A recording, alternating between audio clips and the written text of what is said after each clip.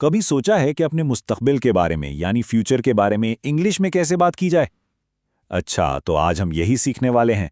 इस सबक में खुशामदीद, जहां हम देखेंगे कि विल बी का इस्तेमाल कैसे होता है। तो एक सवाल से शुरू करते हैं। मुस्तकबिल में कोई क्या बनेगा या कहाँ होगा, इस बारे में बात कैसे की जाती है? भाई, इस सवाल का जवाब देने के लिए ना हमें फ्यूचर की हालत यानी स्टेट और शिनाख्त यानी आइडेंटिटी को बयान करना सीखना होगा। और मज़े की बात यह है कि ये बहुत ही आसान है, सच में, बस थोड़ी सी तवज्जो चाहिए। चलें फिर इस खास फॉर्मूले को समझते हैं जिससे फ्यूचर के बारे में बात करना एकदम आसान हो जाता है। तो यह है विल बी का फॉर्मूला। देखें, फ्यूचर की स्टेट या आइडेंटिटी के बारे में बात करने के लिए एक बहुत ही सिंपल सा फॉर्मूला है। सबसे पहले सब्जेक्ट, फिर विल बी और उसके बाद जुमले का बाकी हिस्सा, बस। और याद रखने वाली बात यह है कि विल बी हर तरह के सब्जेक्ट के साथ लगता है, चाहे वो सिंगुलर हो या प्लूरल। ठीक है, तो अब देखते हैं कि पॉजिटिव सेंटेंसेस यानी मुस्बत जुमलों में यह फॉर्मूला काम कैसे करता है।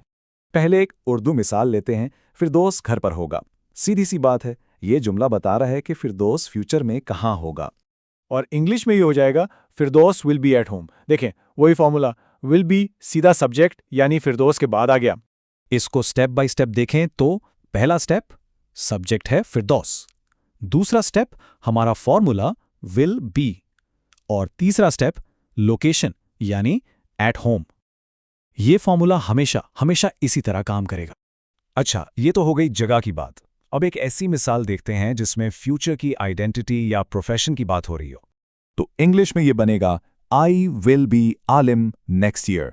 यहां भी बिल्कुल वही फॉर्मूला इस्तेमाल हुआ है, ये बताने के लिए कि कोई शख्स फ्यूचर में क्या बनेगा।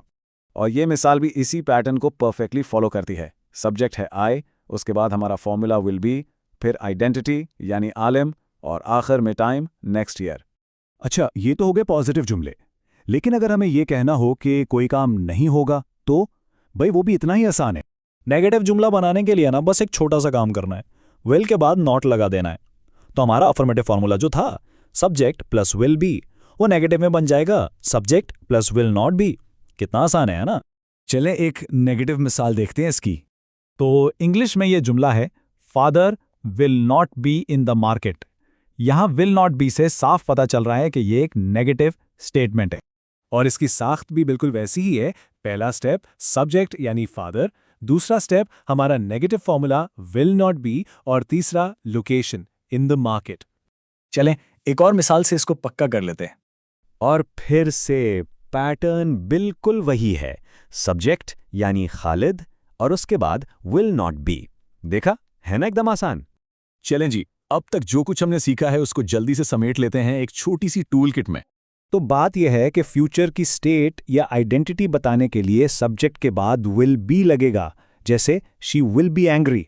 और नेगेटिव जुमलों के लिए सब्जेक्ट के बाद विल नॉट बी, जैसे teachers will not be in the class.